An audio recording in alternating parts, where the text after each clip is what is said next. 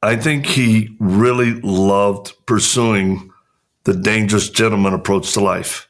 He was a gentleman, he was a scholar. You will never be the best version of yourself if you allow other people to convince you that you can't be better because of your skin color, because of your sexual identity, because of the community you came from. You must resist those narratives at all costs if you truly want to be successful in America. But, he loved masculinity. And that was one of his big things, to be masculine. How do you treat your wife, your children? How do you treat others? And I think that's some of the things he pulled most from me. Getting in shape, conditioning, following a mantra we have, be mission ready. Every man should be able to pull their wife out of a burning house or car accident or stand up and protect their family. And I think that's what he drew from me. All right, guys, good Friday. We are about to have a nice fall. This is the first official fall weekend. Yeah. My birthday earlier this week is actually the first day of fall. That's how I know. I actually get really sensitive when people say summer's over because I know when it is. I usher it in every year. Anyway, a big week. The UN meeting, Trump just taking them on. World leaders in town. Erdogan was in town, our Turkish leader. I put some cool photos of the security around him on my Instagram if you're interested. Big Maha announcements, ICE detention shooting, Kamala's big book launch failure, whatever. I mean, oh my God. And next week, by the way, the government runs out of money on Tuesday if we don't get a deal. By the way, I will say, I mentioned the Maha update, that big acetaminophen, Tylenol, and everyone in the media, oh, we have no idea. This is totally whatever. I wanted to show you something that Tylenol put out in 2017. Recommending that people don't use it during pregnancy. So if you're all wound up about what Donald Trump and Bobby Kennedy said, maybe you should think about what Tylenol said in 2017. Anyway, one of the big things that I get a kick out of is all this both sidesism and why there's crime and violence and all this kind of stuff. This is the problem. As I said before, Democrats sort of changed a lot of the laws to decriminalize things. They don't prosecute things. This is how some young women reacted to getting arrested when caught. Take a look. You said that as long as it's under 500, you get something about the citation. And it's not under 500. I got the receipt right here. No, that's stuff 40 and 50% off. They add that. You don't get discounts when you steal stuff. You get it at the market price. All right. Yeah, you don't get discounts when you steal stuff.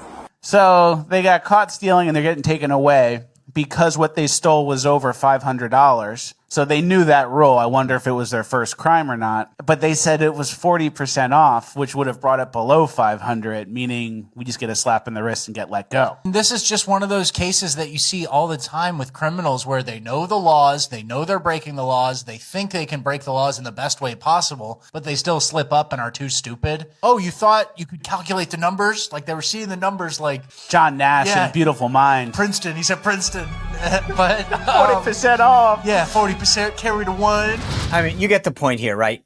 I mean, look, the bigger point here, right, is this is the world we live in now. Oh, I can steal up to this level.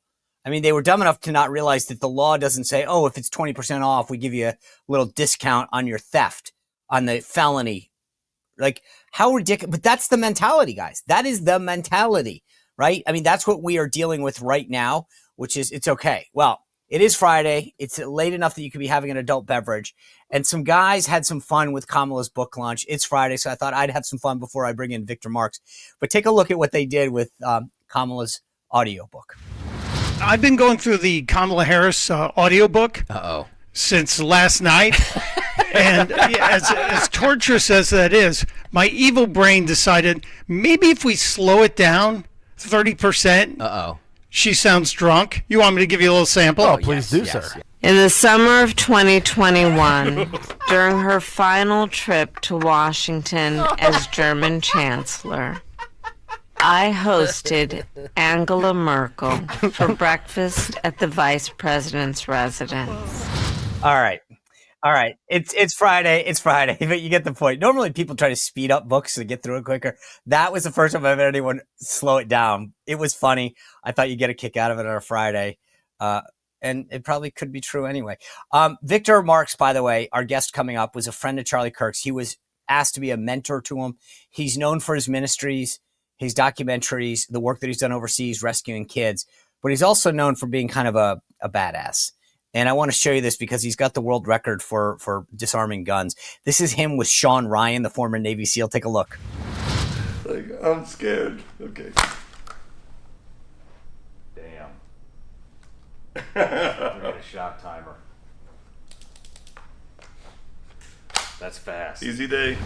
All right. Well, you get the point. That's Navy SEAL Sean Ryan getting a gun just taken away from him by Victor Marx. But obviously, we're going to talk to him a little bit more about Charlie Kirk, his ministry, the political revival that has occurred. Next week, by the way, Tuesday, John Solomon is here. That's going to be a great show. Excited about that. A lot of other Eric Trumps coming up. So much headed your way. It's going to be unbelievable. By the way, I've asked you this before. If you're listening on the either YouTube or Rumble or X, please do me a favor. Regardless, go over to the audio platform, Spotify and Apple. Give a 5-star review and just leave a note. It costs you nothing. It'll take 2 seconds, but it's so helpful to the thing. I want to give a big shout out to LBO in Florida, LBO in FL. I'm assuming that's Florida. Who knows? Maybe it's something else. 5-star review. I've added Sean Spicer for my daily lineup. As former press secretary, Spicer has a personal story on all the players. He brings White House experience, insider knowledge, and yet he's such in touch with the grassroots. Great addition for all political junkies. Thank you, LBO in Florida, FL. I assume it's Florida. All right, before I bring in Victor Marx, I got to tell you about 2 quick things. Number one, I have been fairly open with you guys on like not only my wellness journey, but look, you can just look at pictures. You don't need me to say this. My weight has gone up and down like a friggin' yo-yo over the last decade, 2 decades, okay, 3, 4 decades, whatever. But the point is, I've tried everything. You named the diet. I've tried it. Some have worked, some have not, but none of them have stuck. That's the big thing. The long term is where I'm at. And I decided to do something very different. I met John and Chelsea Jubilee. They are the owners of Energized Health, and they buy into this protocol, 88 days to transform your life. And I said, you know what? I'm ready to do it. It's not a fad. It's not a diet. It's not some like supplement. You mix it or something. No, it's actually a lifestyle that makes you healthier as an individual and as a human without any kind of crazy stuff. No exercise, craziness, no dangerous meds or meals. It's literally just a new lifestyle. It gets you better sleep, better health. And yes, you get in better shape. When I asked John 2 things, I said, he asked me how old did I think he looked? And I said, I don't know, 41, 42, somewhere in that area. He's 65. That's what I'm talking about, how transformative this is. The second thing I said to John and Chelsea, I said, let me ask you this. What's the success rate? Because a lot of these diets are like 50%, 40%, 99.1. And I'm like, okay, let's see. So if you are like me, you're feeling tired, stuck, inflamed, you haven't been able to find anything that works, join me. Go to energizedhealth.com. Watch the masterclass and learn more and see why so many people, myself included, think that this is the solution, transforming your health in a very positive way. Energized, it's past tense, energizedhealth.com. All right, guys, it is getting to be a little bit cooler out. The summer is officially over. We're in the fall. Some of you have the windows open, but you know what I'm talking about. It gets a little chillier at night. This is when the sheets matter most because you're actually snuggling in the sheets. Listen, I can say that. I'm comfortable enough saying that. But you know what I'm talking about. I love the sheets. When I go to a really nice hotel, if I'm at an event, I always look forward to getting to bed. I finally figured out how to do that at home. You know how? Boll Branch sheets. It is unbelievable. It's like staying at the fanciest hotel in your house now. And I'm telling you, if you want a good night's sleep, having a great pair of sheets is critical. I can't believe this. I've told you this before if you're watching the show. When I got my first set, I put them on the bed. After one night, my wife looked at me and said, order a second set. I used my own promo code to get them, by the way, because that was important. I was like, I don't want to wait while I'm washing them to get to them back. So I want to have 2 pairs at all times. They are breathable. It is unbelievable. You feel like it is this organic cotton that's amazing. Trust me when I tell you, it will be transformative. And they have a 30-day worry-free guarantee. If you don't like them for some reason, you get to send them back. And they've now got fall colors. So this is the perfect time to start building that little sanctuary in your bedroom with Boll Branch sheets. For a limited time, you can get 20% off, 20% at bollandbranch.com/Spicer. You have to enter this exactly. Boll, AND, bollandbranch.com/Spicer, bollandbranch.com/Spicer, 20% off and free shipping, bollandbranch.com. All right, without further ado, I want to bring in the leader of All Things Possible Ministry, the dangerous gentleman himself, Mr. Victor Marx. Victor, always good to see you. Thanks for joining us again. It's good to be here. You know, you had some very moving comments about Charlie Kirk after his assassination. I know that he was supposed to speak at a conference in Colorado. Talk to us. I mean, this would have been the day after his assassination, correct? That is correct. Truth and Liberty Conference up in the mountain. And, let me just start back with what I think impacted me the most. I think what people don't understand is how no one expected Charlie to be killed, and in such a violent way. I mean, he lived with threats, but that's what still I'm trying to work through, because, Charlie, he knew how to surround himself with really good men, and he called me a mentor on some things. But my book, Dangerous Gentleman, it calls it calls to live completely abandoned, to deny yourself, to follow Christ, to do the right thing in the face of danger. And he lived it every day. So I think that's what hit me, Sean, is, someone following the principles that I teach in that book, it ended up costing his life. It's interesting that you describe it that way, because I've said something similar where I know this sounds completely weird 2 weeks later, but I feel like someday I feel like the next day I'm going to wake up and someone's going to go, hey, we made a mistake. Like, I don't know why that sounds so nuts to say, but I'm still processing the fact that maybe it's because I see all these videos every time I click on social media, and I'm like, he's got to still be here. I can hear him every day. And I just also can't get over the fact that somebody would actually do this. So I get exactly what you're saying. I don't know. I mean, I've dealt with people who have had my father passed away from cancer. And so I watched him, and it was almost like I accepted it because I watched it happen.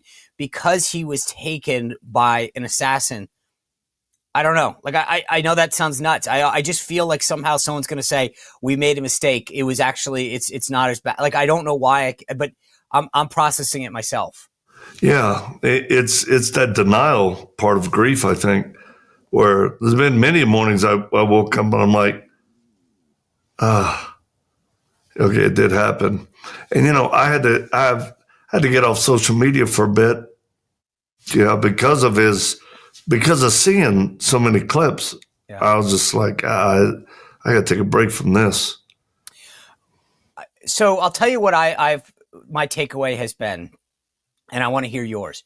Someone was telling me the other day about something, and I'd rather not get in. It was a personal matter. And I said, do me a favor, call them and tell them, because they were saying something. I said, what's happened? What made me think of the whole thing with Charlie is, I woke up, we were texting back and forth about something, and I had said to somebody, you know what, I will follow up with Charlie on Friday or whatever. I don't want to bother him because I know he's doing whatever.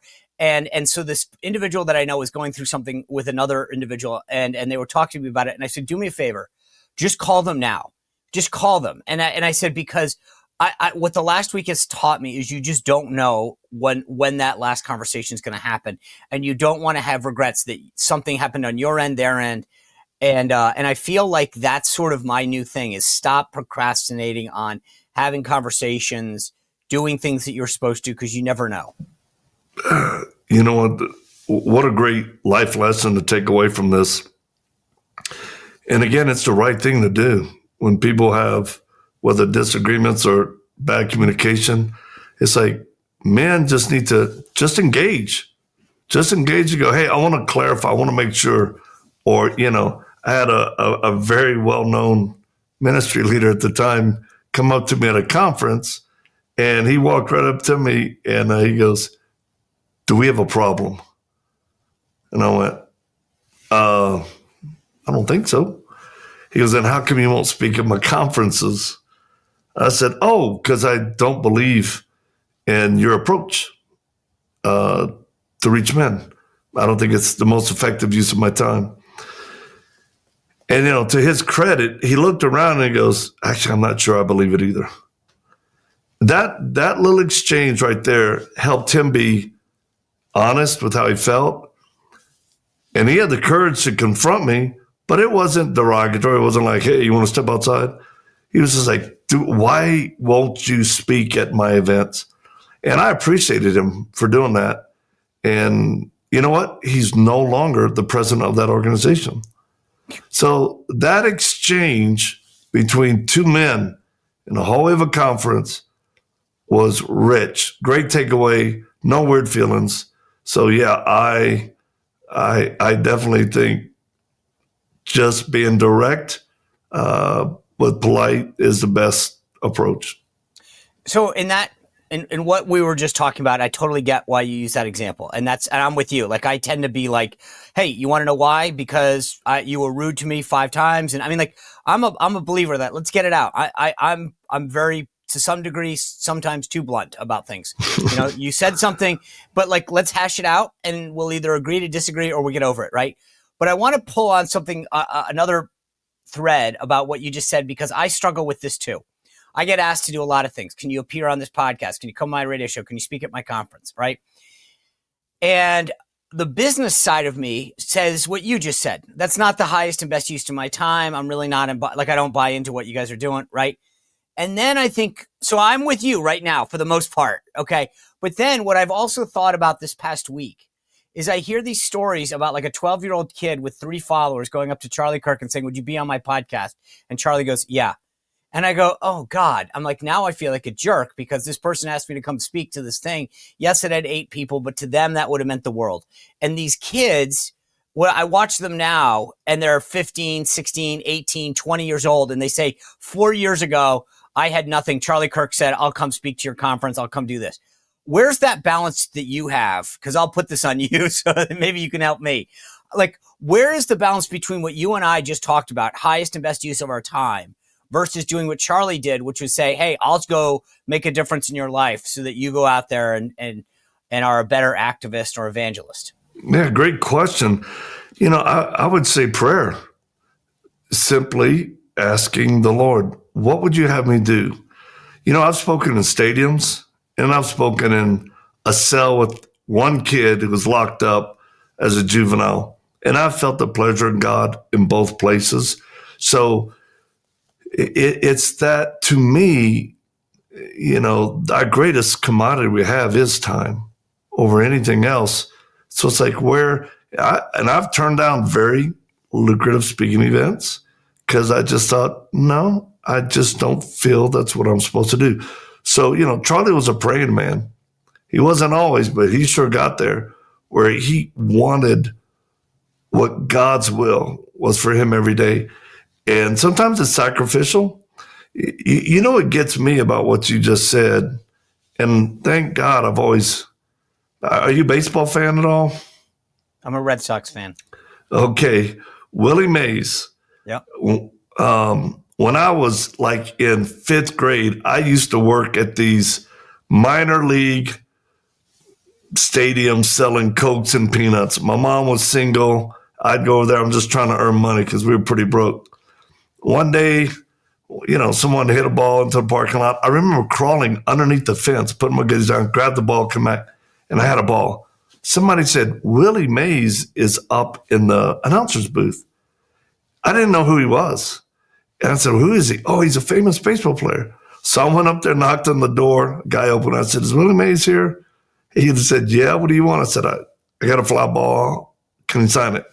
And then he came and he took 2 minutes to talk to me. He kind of laughed because I think he knew I was slower than a bag of dirt. And he signed the ball. And I'll never forget, he took time to talk to me, nobody else around. That's what I try to remember when people say, hey, oh my gosh, they hear me talk, or can I get a picture? Or I'm like, yeah.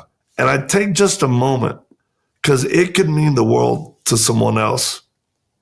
I know. I agree. And I always struggle with when is that person going to do something great? But that kind of goes to the other point. You've been out there preaching for a while. You're a filmmaker. You're an author. You've done all these amazing things. I looked at what Charlie did, and I turned 54 this week. I know I don't look it. Happy birthday. But thank you very much. And I think to myself, I'm 23 years older than this guy, and he's packing a stadium with people so moved to change their lives, to do something because of what he did with no college degree in 31 years. And I honestly, Victor, I feel a little ashamed. I'm like, what will someone say at 54? Will there be 100 people at my funeral? Will anyone say, well, I mean, I think people will come probably because, they're related to me. But I wonder if they'll come because I did something to make their life better, which is what all those people, I bet you a fraction of them in that stadium the other day even had ever met him. But they came because he moved them. I think we all run in our own lanes, and the Bible's clear about each person will produce different levels of fruit, some small, some big. And Charlie's lane was to go big, full throttle.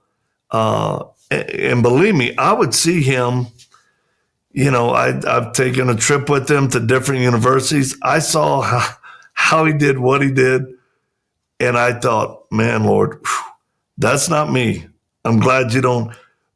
But he loved hanging around me because he's like, did you just get back from Iraq rescuing somebody? I'm like, yeah. And that was as natural to me as him doing these schools or filling up stadiums. So here's the other thing. That's what I've been thinking about, Sean. Do you know why he was so popular, in my opinion, at universities? It wasn't because he had all the answers, and it wasn't because he was nice or kind. He was actually kind to people, not nice. I think the reason he was so popular is that he actually took the time to talk with students. Yeah. And most of those students were just hurting. They'd come at him, vomiting, but they knew Charlie Kirk is spending time with me. He's dialoguing. I think young men and women of this generation are so desperate for connection that they'll throw temper tantrums, they'll dress weird, they'll do crazy stuff just to say, do you see me?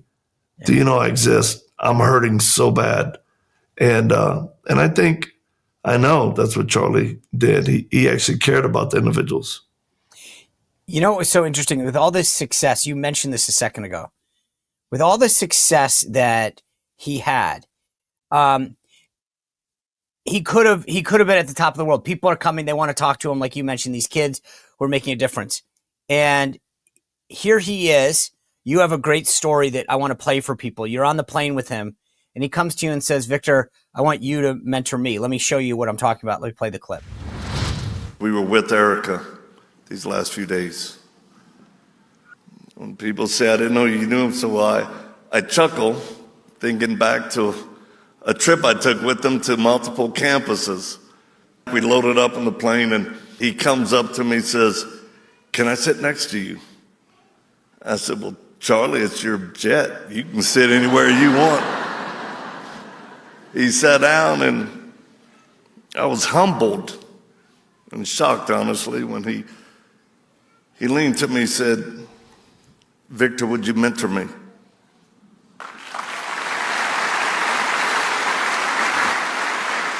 I said, Charlie, what's that mean to you? It's not an easy path. My goal is to make dangerous gentlemen. 3 things I remember that he absolutely applied that I taught him was making decisions. Don't ever make a decision based on fear. And Charlie dealt with fear just like anybody else. But what he had was an antidote to fear, which is courage, which is to engage to do the right thing because it's the right thing to do. Next is don't make decisions based on your ego or pride. So many do that, and it's such a waste of an equation to make the right decision. And the last one is don't make decisions based on comfort or ease, because that's poison to do the right thing when it needs to be done. But I know with that the ultimate decision may have to be made. And Charlie was willing to risk in order to do what was right. So, Victor, was it that? I mean, what else did he want? He wants to be mentored. I mean, obviously, you've got this ministry. You're amazing with a gun. What was it that he wanted from you? You know, I think he really loved pursuing the dangerous gentleman approach to life. He was a gentleman. He was a scholar. But, you know, he loved masculinity. And that was one of his big things, to be masculine. How do you treat your wife, your children? How do you treat others? And I think that's some of the things he pulled most from me. Getting in shape, conditioning, following a mantra we have, be mission ready. You know, every man should be able to pull their wife out of a burning house or car accident, or stand up and protect their family. And I think that's what he drew from me. And then just, I don't know, I definitely live outside of the box of some Christians' point of view, and even some conservatives who, you know, might not agree with my approach, but the fruit stands for itself. What do you mean by that? Like, what would someone take issue with, do you think? Well, I've had people say, hey, when you go overseas, are you rescuing Christian kids? I go, well, I'll rescue any kid or help any kid or woman that needs help. Muslim, Christian, Yazidi, Orthodox, it doesn't matter to me, because children are children. And I've had people say, well, aren't you converting those Muslims? And I go, not really. You know, I'm not good at it. If I convert them, maybe they can convert back. But they know what I believe, because I'm not just speaking the gospel. Sometimes I'm reduced to living it in a way that changes things. And so, yeah, I'll tell you this. In ministry and Christendom, there's this fleshly, weird jealousy that can rise up.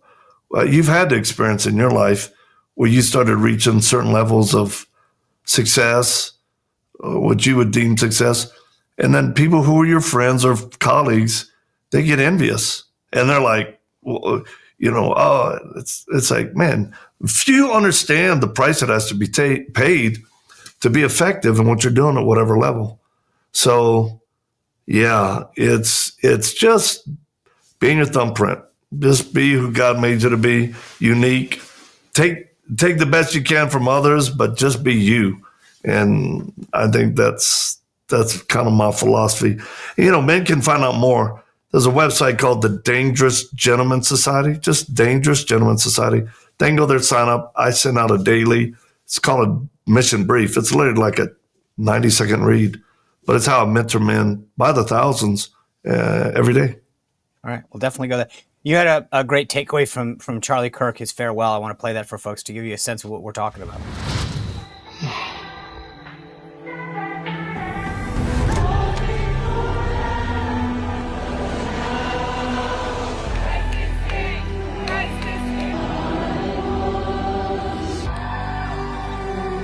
My life to you, I believe you're the Son of God, and you died on the cross. Because there will come a day where your kids read about this moment and they'll ask you, what did you do? I'm living for God. I'm not turning back.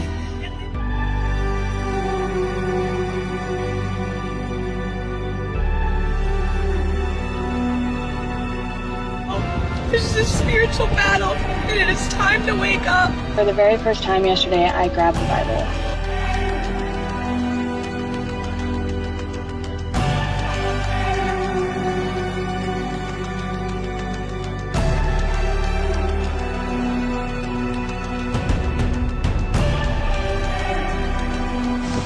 Let's just pray right now. God, we just pray right now.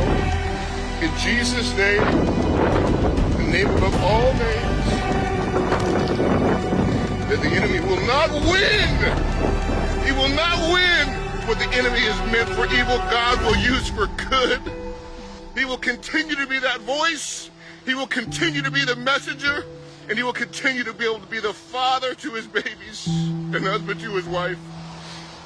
That's what we declare and decree right now over Charlie. In Jesus' name. In Jesus' name.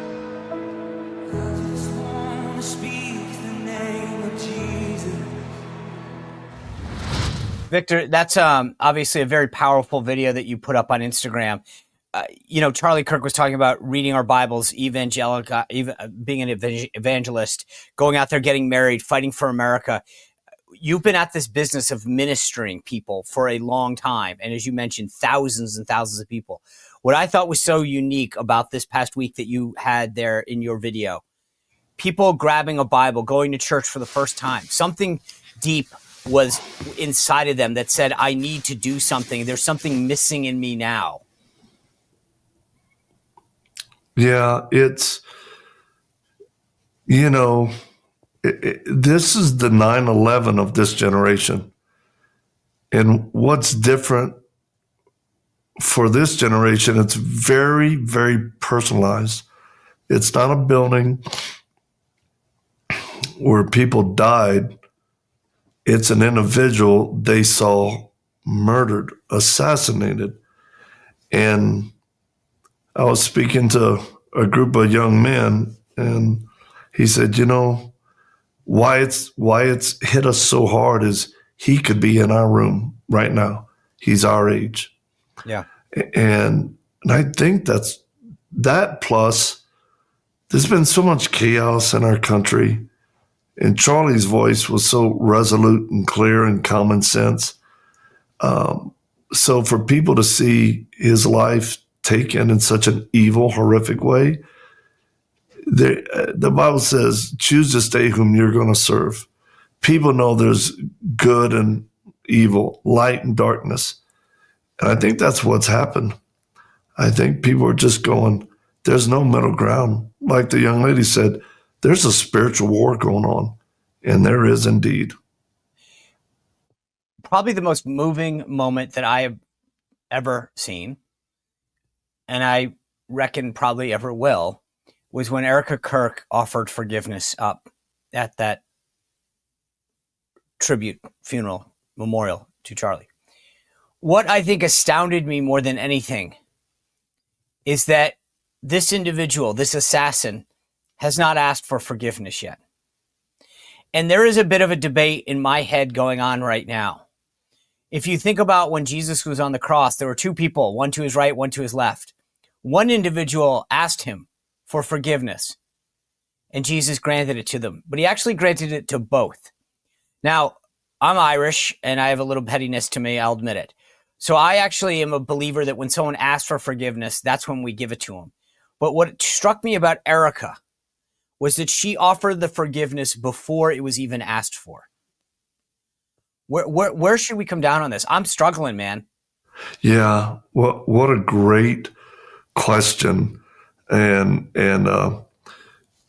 so much of the ministry I have is based on one word, forgiveness, because I was tortured as a kid and left for dead, and required 123 visits to a trauma specialist.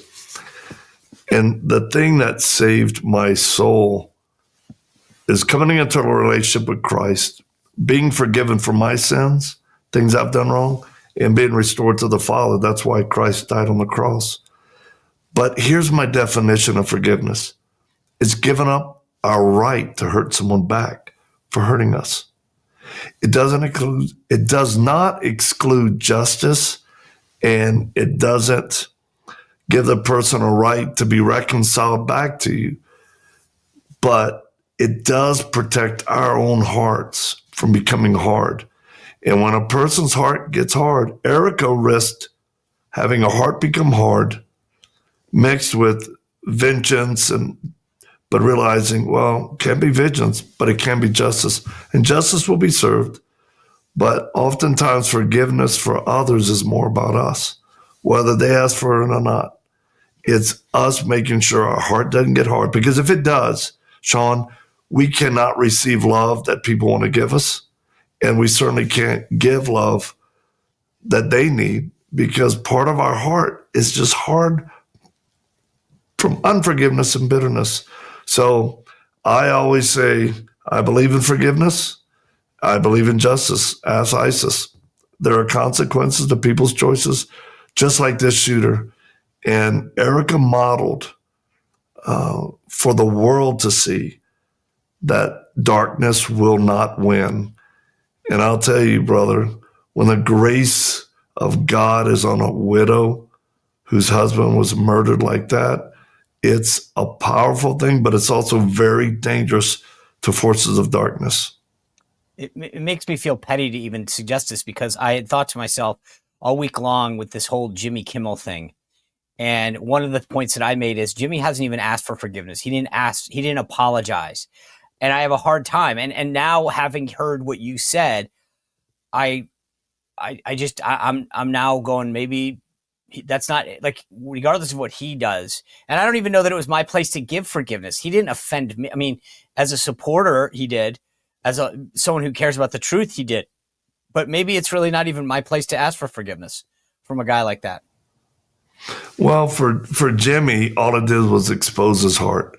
When someone doesn't ask for forgiveness when they know they've offended, it exposes their heart. And their heart will just continue to get harder and darker unless they allow God to soften it. So, yeah, it's what can be a landmine in the realm of offense and forgiveness is that we get stuck trying to figure out our emotions, and then we transfer anger onto someone else when we're trying to figure it all out, instead of staying focused on the mission ahead. What are we meant to do? What does God call me to do? I got to get back up and go, versus stay hyper-focused. And sometimes people, you can over-focus on a problem when there may be no solution. I tell people there's no wisdom in sin, and there's no understanding. Sin and evil are just that, sin and evil. So you can't reckon it. You can just forgive, prepare to protect against it, and let consequences take their natural course. There are people I've forgiven that if they tried to come to my property, I'd draw a weapon on them. Somebody tried to kill me, a couple of years ago here. And I don't even have to, look, I was speaking to a group of men who do a lot of killing professionally. And I just said, hey, you don't have to hate your enemy to eliminate them. You could hear, sometimes hurting people's feelings, they got to be hurt. There's no way around it. By their choice, not ours, but there was a collective sigh because some men had got caught up in this heated, I got to hate this combative enemy in order to smoke them. And it's like, they don't. Yeah. I mean, I've looked at people who wanted to hurt me. I've smiled and punched them while I was smiling. And they were like, what the heck was that? Just a warning shot. I said, I don't have to hate you to hurt you. So I would create distance if I was you. All right, I want to turn to the politics real quick. Do you think that this movement, I've watched these people go to church. I've watched these people register these turning point events since Charlie died. I got to believe, I live in Virginia. Maybe I'm just being really hopeful. But this Jack Citarelli poll that came out showing him tied, I think he's actually up now in New Jersey. And I think we got races. I've got to believe what I've seen in the last 2 weeks adds a few points in turnout in these upcoming elections in New Jersey and Virginia in particular. I agree with you 100%. I think what happened isn't meant for politics. I think it's a byproduct of. When people's hearts get softer, when their minds get clearer on what is right and wrong, then they look at the political realm as a means to, make better judgment on leaders and legislation that is good, not evil. And I believe with all my heart that next year, and well, it was Senator McCain's daughter that said the moment Charlie was shot, the Democrats lost 2028. And I'd say that's the same for 2026. It has to cause the Democrats to become more moderate or get their far left extremist group under control, which they won't be able to outside of harsh punishment and, taking care of their own. But I'm so convinced that there's going to be a swing in things that this Wednesday, October the 1st, I'm going to make an announcement whether I'm running to win the governorship of Colorado. Well, that was going to be my next question. So no one makes an announcement that technically, if you weren't going to run, you'd probably put out some tweet and say, hey, guys, I'm going to. But it sounds like if I had time on Wednesday, I should block out a certain part of the day to maybe hear something positive, yes? I would say it's worth tuning into. I think October 2nd might be interesting for a lot of people. But again, I think, Colorado hasn't had a Republican governor in 20 years. Why in now? The state, say again? Why now? I believe you can only, listen, here's what I tell folks. There's certain pain that people just want to complain about and want relief from. Then there's a certain pain where they're willing to change everything to not go back to that pain. And I think that's where we're at. And I think Charlie's martyrdom was absolutely the catalyst for it. So just the post I've made about, hey, pray for me. We're praying about making a decision October 1st. We put it online. We haven't even been a day. The thing is half filled of people coming out. It's going to be overflow. These are people hopeful and hungry for common sense. Man, get the professional politicians out. Give leadership back to the people. The crime rate, Sean, is so bad in Colorado. And it became personal to me 3 weeks ago when my daughter, my 21-year-old daughter, was sexual battery assaulted in a parking lot in the middle of the day, broad daylight. And thank God she's her mama's daughter. So, she wasn't taken and she responded very appropriately, but got his license plate and everything. It was a 45-minute response time for a patrol officer to get there. I had a 3-man team, and the officer told me, great officer, great patrol officer. He was like, well, don't get your hopes too high. This guy's a professional predator, and we've been trying to catch him for a year, and we just can't. I said, sir, you don't know who we are. I will catch him. And it was funny because he kind of looked at me with that statement. He goes, oh my gosh, I do know who you are. I said, well, then I keep my word, because we hunt bad guys and we get them all over the world for hurting women and children. And then at the end, he was trying to be he goes, could I get a picture? I said, of course, I'm on to take a picture with you, law enforcement. Do you know we ended up catching that guy twice that day? My team caught him twice, and the police department, not enough coverage, down 300 men, weren't able to hook him up. And that was unfortunate, but thank God they didn't give up. They kept pushing, and the U.S. Marshals caught him in New Mexico, extradited him back. Now, I'm going to tell you a statement that kind of was so sad to me, because I'd ask people, be on the lookout for this car. This would happen. Over 1 million people watched it. But do you know, one comment got me. A lady said, the only reason why law enforcement went that hard to catch him, because he's been offending women for a long time, it's because you're her dad. And I said, you're right. I don't think they would have had the manpower, put the effort in. I said, so we're not going to take away my daughter's courage and her presence of mind, and we're not going to take away or belittle my ability to get things done.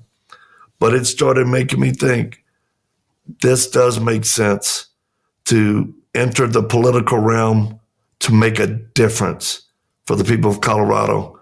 And ultimately, I think people in the whole nation.